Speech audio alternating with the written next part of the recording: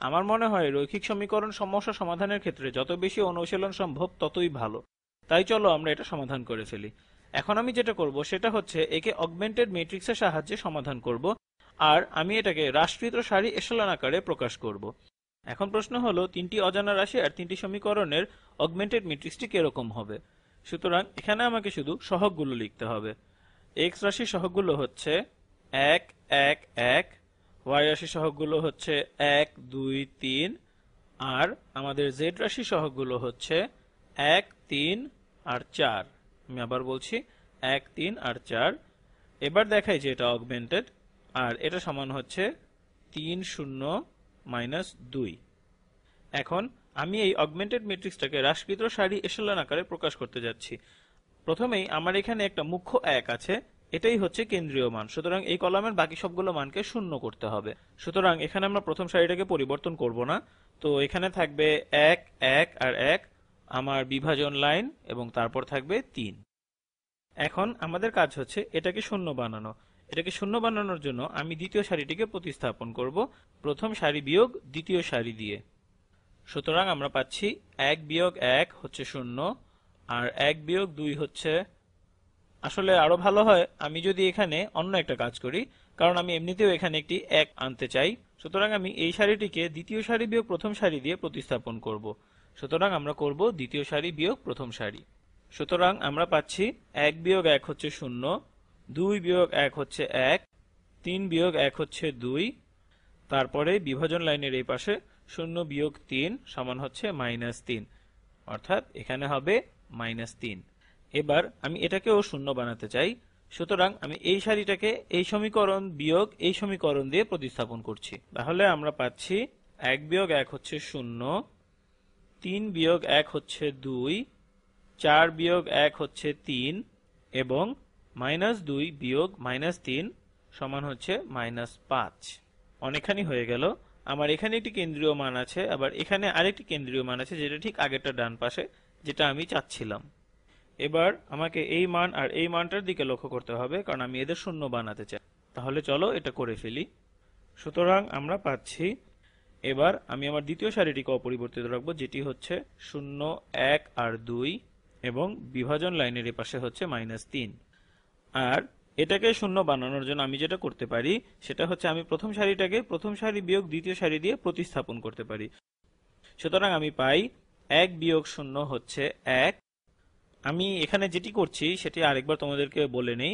আমি এখানে প্রথম সারির দ্বিতীয় উপাদানটিকে শূন্য বানানোর জন্য কাজ করছি, যার কারণে আমি প্রথম সারিটিকে প্রথম সারি বিয়োগ দ্বিতীয় সারি দিয়ে প্রতিস্থাপন করে দিচ্ছি, এবং আমরা পাচ্ছি 1 বিয়োগ 0 হচ্ছে 1, এরপর 1 বিয়োগ 1 সমান হচ্ছে 0, 1 বিয়োগ 2 সমান হচ্ছে -1, আর তারপর 3 বিয়োগ -3, তো এটা সমান হচ্ছে 3 যোগ 3, সুতরাং এর সমান হবে 6। আমি আরেকবার দেখে নিই। 1 বিয়োগ 0 হচ্ছে 1, 1 বিয়োগ 0 হচ্ছে -1, আর 3 বিয়োগ -3 হচ্ছে, এটা হচ্ছে 6। এবার আমি এই মানটাকে শূন্য বানানোর চেষ্টা করব। সুতরাং আমি যেটা করতে পারি, আমি এই তৃতীয় সারিটাকে প্রতিস্থাপন করব তৃতীয় সারি বিয়োগ 2 গুণ দ্বিতীয় সারি দিয়ে। তাহলে এখানে আমরা পাচ্ছি 0 বিয়োগ 2 গুণ 0 অর্থাৎ শুধু 0, 2 বিয়োগ 2 গুণ 1 অর্থাৎ 2 বিয়োগ 2, এটা হবে 0, 3 বিয়োগ 2 গুণ 2 অর্থাৎ 3 বিয়োগ 4 সমান -1, আর সবশেষে -5 বিয়োগ -2 গুণ -3, আমি এটা লিখে ফেলি। -5 বিয়োগ 2 গুণ -3, -5 বিয়োগ -6, সুতরাং -5 যোগ 6 সমান হচ্ছে 1। আমি এটাকে এভাবে লিখে করলাম যেন এখানে কোনো ভুল না হয়। সুতরাং আমার লাইনের এপাশে এই সংখ্যাটির মান হবে 1।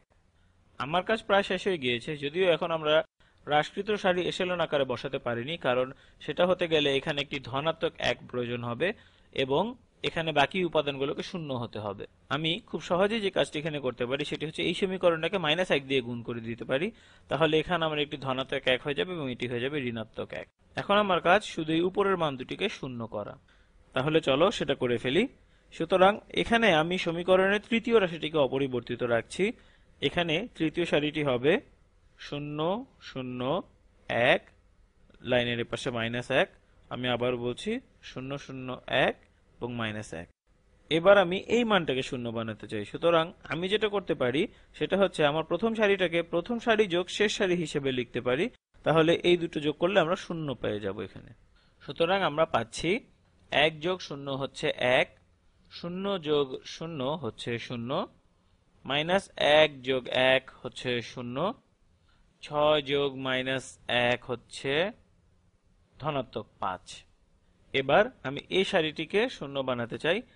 আমি এখানে যেটি করব সেটি হচ্ছে দ্বিতীয় সারি বিয়োগ 2 গুণ তৃতীয় সারি দ্বারা দ্বিতীয় সারিকে প্রতিস্থাপন করব। তাহলে চলো এই হিসাবটিও আমরা করে ফেলি।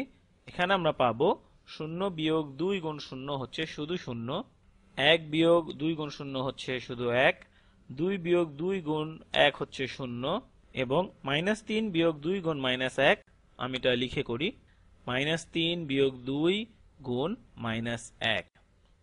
আমি এখানে হিসেবে কোনো ভুল করতে যাচ্ছি না, সুতরাং এটি সমান হচ্ছে -3 বিয়োগ -2 অর্থাৎ -3 যোগ 2, যেটা সমান হচ্ছে -1। সুতরাং আমাদের এটার মান হচ্ছে -1। সুতরাং আমরা শেষ পর্যন্ত আমাদের হ্রাসকৃত সারি এশেলন আকারে অগমেন্টেড ম্যাট্রিক্সটি পেয়েছি।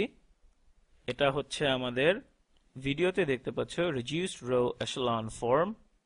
আমার কেন্দ্রীয় মানগুলো তাদের কলামের একমাত্র মান, আর প্রতিটা কেন্দ্রীয় মানই তাদের আগের কেন্দ্রীয় মানের ঠিক ডান পাশে অবস্থিত, এবং আমার এখানে কোনো মুক্ত চলক নেই, প্রতিটা কলামেই একটা করে কেন্দ্রীয় মান আছে। সুতরাং এই অগমেন্টেড ম্যাট্রিক্স এর জগৎ থেকে বের হয়ে চলো এবার আমরা চলকগুলোর মান বসিয়ে দেই। তাহলে আমরা মান বসিয়ে পাচ্ছি x যোগ 0y যোগ 0z সমান হচ্ছে 5, অর্থাৎ x এর মান হচ্ছে 5। এটা হচ্ছে এই সারিটি। এরপর আমরা পাই 0x যোগ 1y যোগ 0z সমান হচ্ছে -1, এটা হচ্ছে এখানকার এই সারিটি। এবং অবশেষে আমরা পাই 0x যোগ 0y যোগ 1z সমান হচ্ছে -1, এটা হচ্ছে এই যে এখানকার এই সারিটি। আর ঠিক একইভাবে আমরা আমাদের 3 চলক বিশিষ্ট 3টি সমীকরণের সমবায় সমাধান করে ফেলেছি। আমি এটাকে এভাবে লিখেছি যাতে তোমরা আলাদাভাবে জিনিসগুলোকে বুঝতে পারো। আশা করি এটা তোমাদের অনেক কাজে লাগবে।